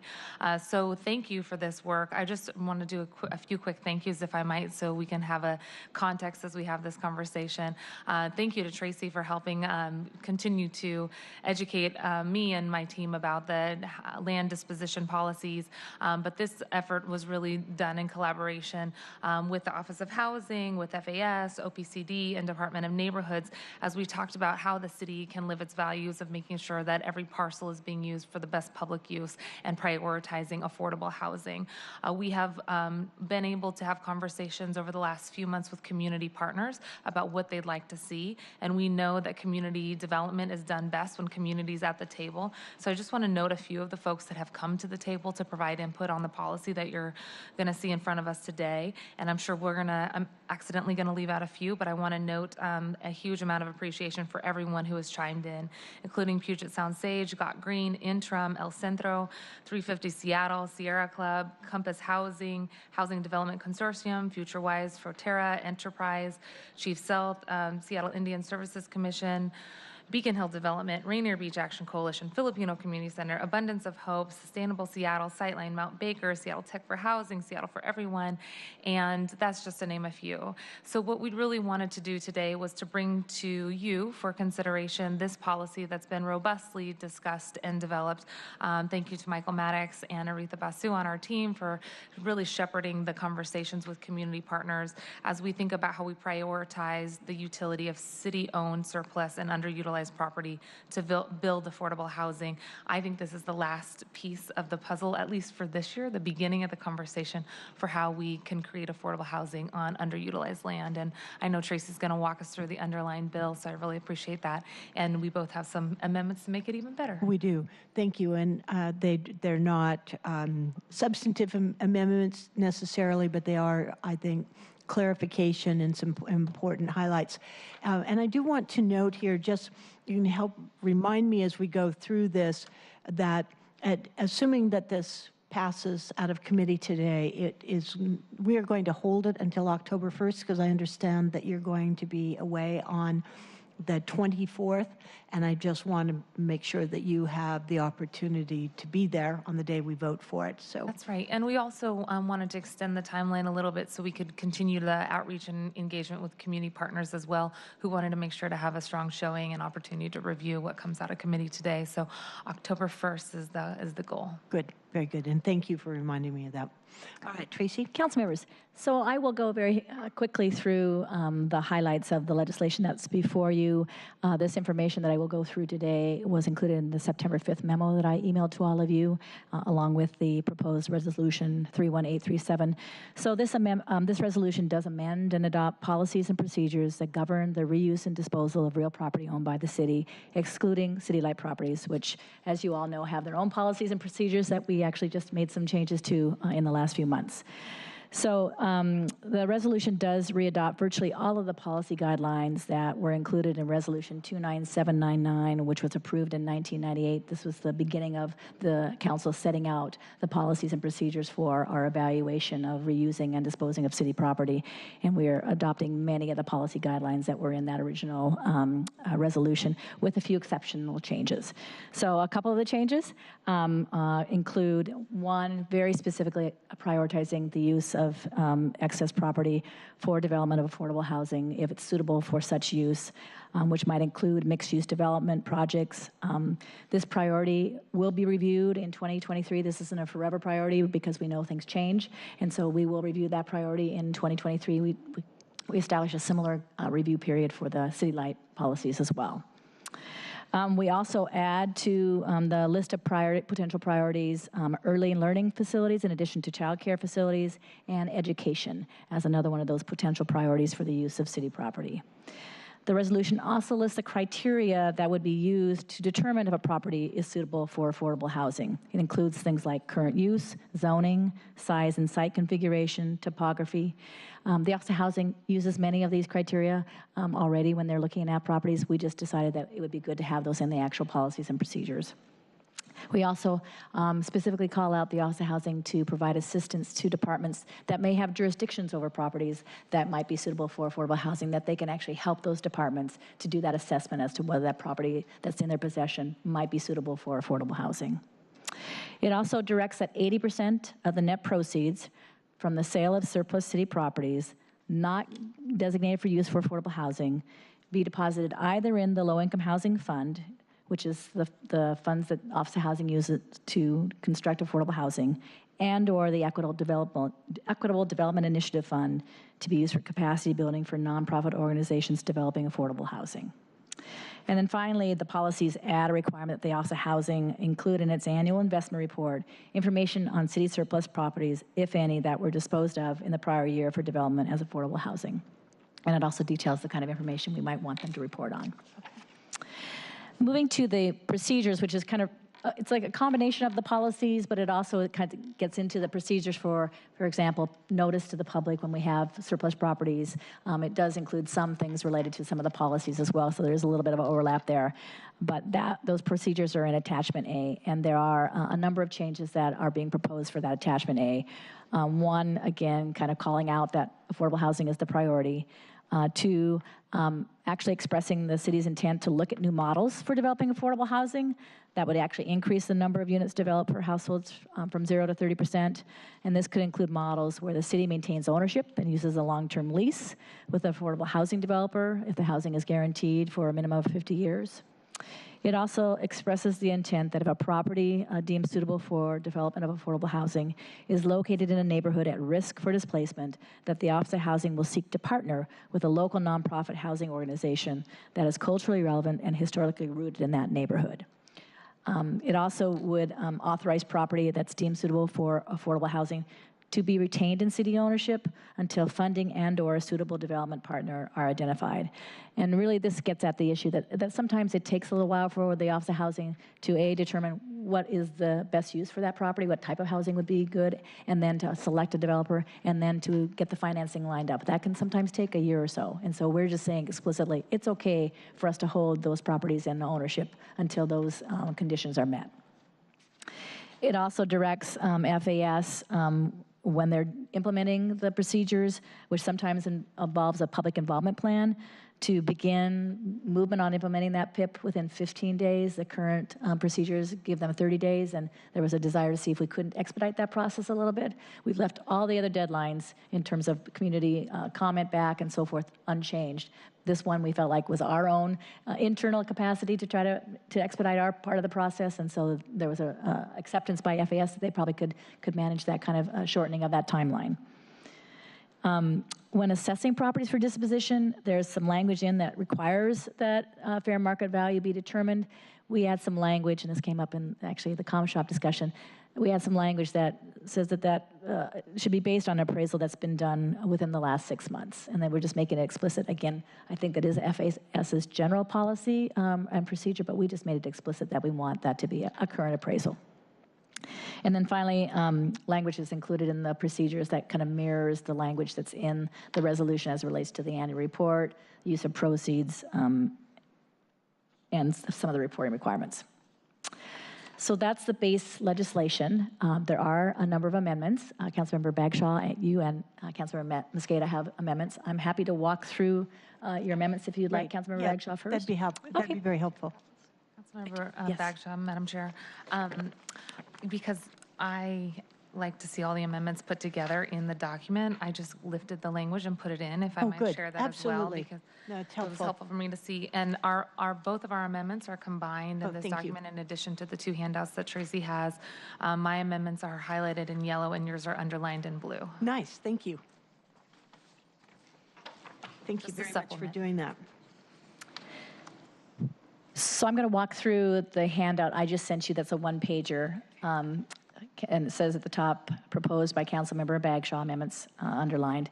So the first is exploring alternative models for developing affordable housing. And this shows up in two places, one in the resolution on page 2, and then on page 5 of the procedures attachment. And what it does is it actually adds underneath the language, looking at different models, including models using alternative construction methods and materials, such as modular or cross-laminated timber.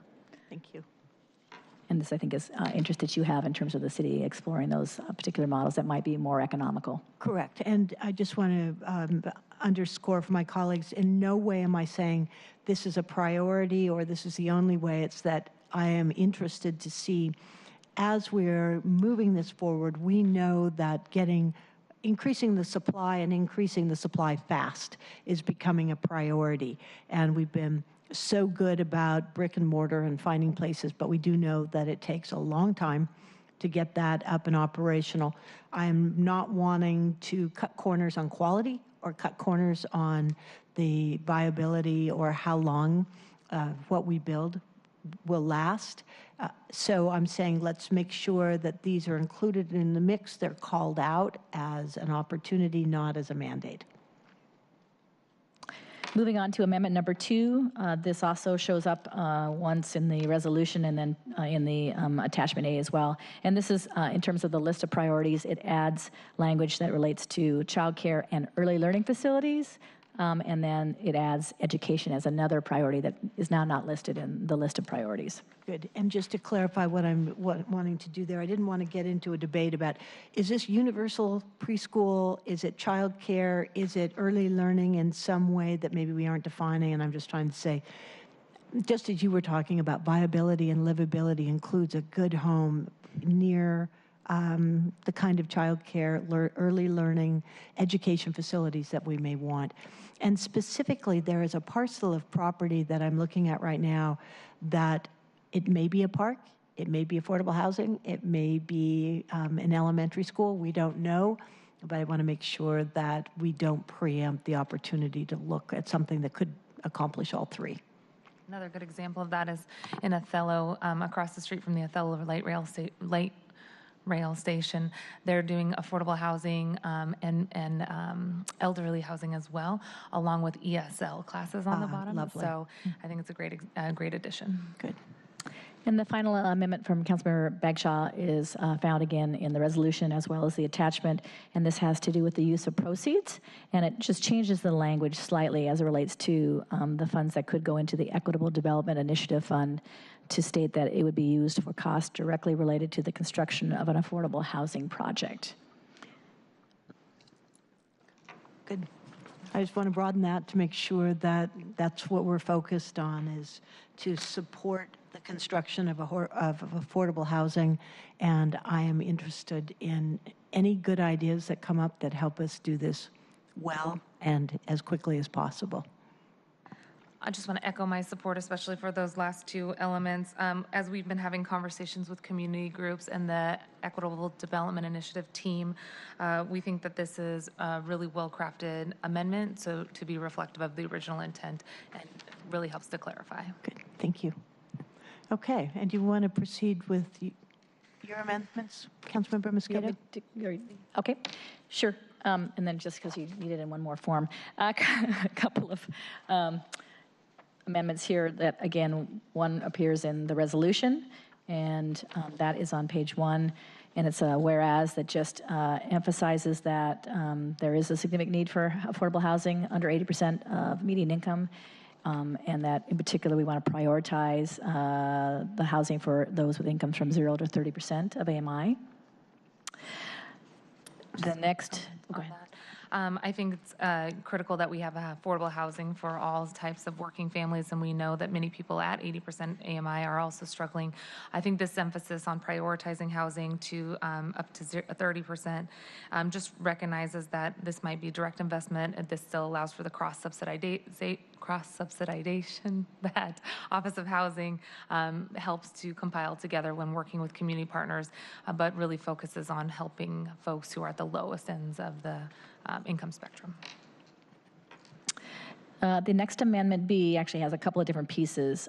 So the first whereas actually just pulls the language that's in the attachment A that talked about when properties located in areas that are at high risk for displacement, and puts it into a whereas, but also adds a little bit further in terms of explaining. So when we're talking about, organizations that are culturally relevant and historically rooted, it means that for the purposes of those partnerships or organizations, it's reflective of staff and a board composition that should reflect the community they purport to serve and meet other guidelines as defined by the funding criteria for the Equitable Development Initiative. So it just adds that last sentence to kind of give further definition about what does it mean to be culturally relevant and historically rooted for an organization to be such.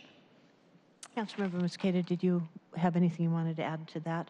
Sure. I think this one and the next amendment that we'll talk about in a second, these really do come from conversations with organizations who have expressed a lot of interest in helping to create affordable housing in our community, and yet want to make sure that we are holding ourselves accountable to make sure that we're investing in those communities who are rooted in areas or work with populations who are most at risk of displacement. When we think about, one of the great examples that Office of Housing has had in creating community-driven development, it's been, for example, working with El Centro de la Raza, and yes, they partner with a nonprofit developer, but they really have a board and staff that are reflective of the community they're trying to serve. So I think it's a great addition that came directly from the community as we think about community-driven development. I should also say that the final amendment pulls that same language and adds it to attachment A about what is a culturally relevant and historically rooted community. So that's kind of similar language. The next whereas would commit the city to continue to explore and implement a community-driven anti-displacement program that may include priorities around labor standards for construction of projects, including use of priority hire, apprenticeship utilization, area standard wages, and bona fide benefits and community workforce agreements. I'll just note, I think we have some good examples of how this type of commitment, this value is being implemented at the K site, and we know that more labor standard requirements are being used there, and I think it's a great starting point to continue conversations about how we live our values on these publicly owned pieces of property. Nice. Emily, do you have anything you would like to add from the Office of Housing? What we're hopeful is that we can, in partnership with you and with the community, identify sites and be working with our partners to get more housing. Is there concerns or anything that you would like to add? No, I guess I would just say thank you. I think this legislation helps to acknowledge that publicly owned sites can do two key things for affordable housing. One, they can create cost efficiency by bringing down a portion of the cost that's associated with land. And then two, it can provide key locational access in parts of the city, both that are at high risk of displacement and that offer opportunity and access to opportunity for low-income residents. So land and access to land is one key piece of affordable housing development, and we appreciate the leadership and collaboration in helping to reduce barriers on that one key piece. Okay. So do we have just a resolution in front of us that we can? So you have what has been introduced, and you have With all the amendments. Exactly. With all the amendments that I've just now talked about. And so if you want to just authorize me to go ahead and incorporate all of those amendments that I just walked through, including the last one we didn't talk about, Muscate is the one that has to do. So I just want to make sure you have that last whereas, which has, as part of a development throughout the city will explore how to meet community needs for open and green space, recognizing these facilities as an asset to the entire city and community served. So that one just gets at the open space and green space needs. Well, so you can go ahead and authorize me to incorporate all of those amendments that we just walked through into new versions of the resolution and attachment A, because both will need to be changed. And then I can have that prepared for the October 1st full council meeting. Great. And colleagues, and particularly Council President Harrell, Councilmember Gonzalez, do you have other thoughts or issues or amendments that you would like to add at this time? I just wanted to note that as you incorporate your changes, there's a grammatical error on that third whereas that is part of Councilmember Mosqueda's suite of amendments. So if you could just remove that period before the semicolon, then I can support this piece of legislation. I love that kind of close inspection. Excellent. Council President Harrell, do you have anything you'd like to add? All right, is it appropriate for us just to move it as we have discussed, and then you will bring us a clean copy? Correct. Okay. Well, again, I want to say thank you. And I also want to acknowledge that Michael Maddox and Allison and my team worked very closely together and came in and talked with both Tracy and me. And Hillary, thank you for your involvement in this as well. Really, I just have to say, you've got some fabulous people who are working with and for you. And I just want to say many thanks, Michael and Allison. Okay. So as we have discussed, with the amendments that we have discussed, I would like to move Resolution 31837. As amended? As amended, with all of the amendments that we have discussed. Second. Okay. All those in favor say aye. Aye. No opposition, no abstentions down there. Congratulations and thank you. Congratulations. And to everybody who's in the audience, appreciate the work that you have done on this as well. All right. I believe that we have come to the end of our agenda. So before I adjourn, I'm going to actually let all three of you know that feel free to be excused at this point. I promised Mr. Zimmerman I'd give him another minute of public testimony, so you can choose to stay or not. And Allison, if you would set the clock. Mr. Zimmerman, I invite you respectfully to come and give us another minute of your wisdom. 2 minutes is better, but thank you very much for 1 minute. Do you see that you've got 1 minute and the green light is on? Yeah, it's okay. So we have today approved 3 directors. How we can approve 3 directors? Yeah, today we need 2. Okay, 2 directors, yes. So how we can approve these 2 directors when we don't ever see these people before and never give question to him? Public supposed to be doing this. Well, you're talking about status quo. Before change status quo, you need stopping fascism, what is we have right now. Because each director supposed to be talk to people. We have example with this with chief of police. She talk to people, people can ask for her. We supposed to be doing this in every director. We can use a better room for this situation. So before you approve each director, we need talking to this director, give them couple questions, and I think 1,000 people will become, because we have too many directors, we have crooks, in this exactly fascism, and I never find one honest director in my life for 30 years in Seattle. It's a problem, include you. Thank you very much. Okay. Now the meeting is adjourned.